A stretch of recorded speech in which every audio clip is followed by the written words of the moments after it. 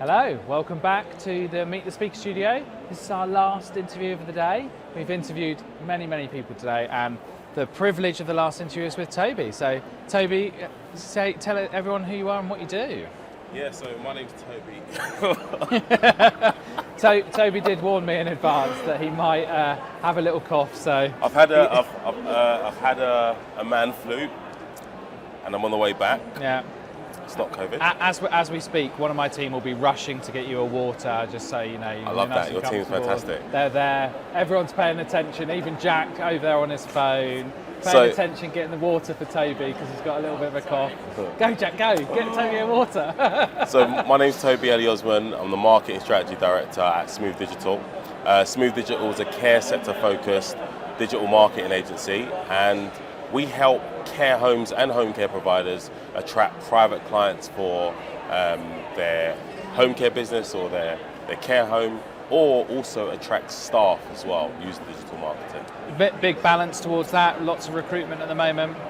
I would say still attracting private clients. Oh, look at that, fantastic.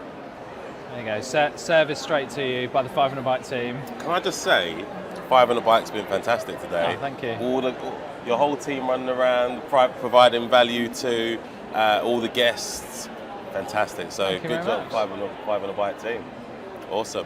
But in terms of the balance, it's still probably about 60-40 in terms of attracting private clients, but recruitment has become a bigger need.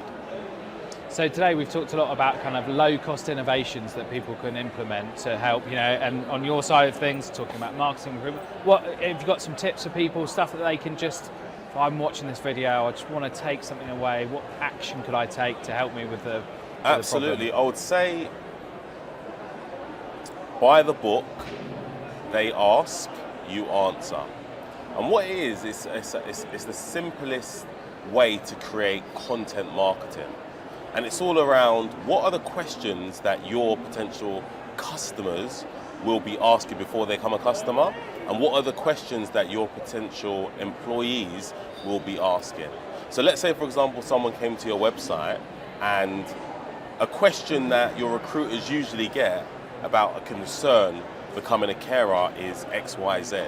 If they came to your website and they saw question and answer how X, Y, Z can happen, and real, great quality video potentially of your team actually explaining that answer. What happens is you're, first of all, providing valuable content, and it doesn't have to be a swanky video. No, it absolutely doesn't have to be, right? It Absolutely. Can be, as long as it's good and interesting. Absolutely. That's fine, yeah. And what you're doing is you're leading that person down the funnel. So first of all, there's the awareness, and then once you've got the awareness, there might be a particular questions they have in mind. If you can answer those questions, what you do is you become not just a potential provider or a potential employer, you become that thought leader. You can actually give them the information to the questions that they have asked and progress them through. Applying professional content works best at the top and the bottom of the funnel. Absolutely. So it's like when you really want to tip someone over the edge, you use really powerful content to get them to apply. Yeah. But if you want to drive awareness, you use really powerful content to get. But the stuff in the middle, answering this question, just create it. To give you an example, top of the funnel. Let's say someone's looking for care, but they don't know whether it should be living care or a care home. What you want to do is create, it could be a blog, written content, or video, living care versus care homes, the pros and cons. And what you want to do is make sure that you are being unbiased. If someone starts to feel that you're swaying them down one direction because you happen to be a care home, it's the fastest way to lose trust. So give unbiased information and just help that person who's on that journey. I think marketing's very much about, if you try and trick people into working with you, buying from you, you're going to end up with bad customers, people who are unhappy because it's not going to work. So, as much as you think, a lot of people might think marketing is about polishing up something to make it look great, but then behind it, it's not. I think it doesn't really work properly. If that's right. You've got to have a good company, you've got to want to do good and serve people well, otherwise it doesn't work, I don't think. Absolutely, and even if those individuals don't become customers to you, they will have a good feel of that organisation. And when it comes to maybe speaking to a friend who might need care, it'll be on the top of the tongue in terms of referrals as well. And you did a talk today, you were involved in a talk. Yeah, we had a talk. It was good, it was packed. It was recruiting care workers, social media versus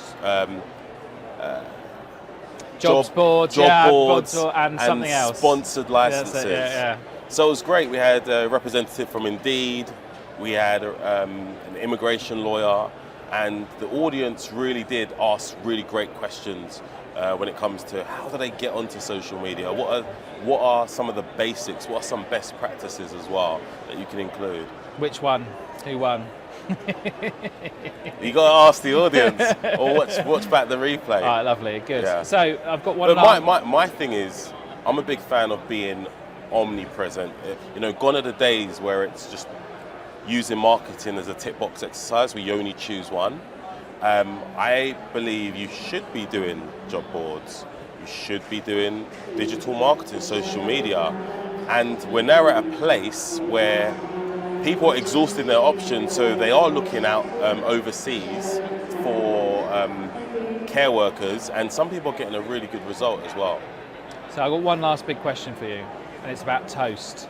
Toast? Toast. Okay. So this morning at breakfast, the Five and Right team were having a debate about talking about toast, about how much we all love toast, and said, oh yeah, I get the toast, bit the butter on it, bit of jam on top, and my team stopped me, or two of the team members, and said, what do you mean butter and jam? Okay. I went, what are you talking about? It's just jam. Why would you have the butter? Mix it with the jam. Where do you stand on this? I don't like bread. Okay.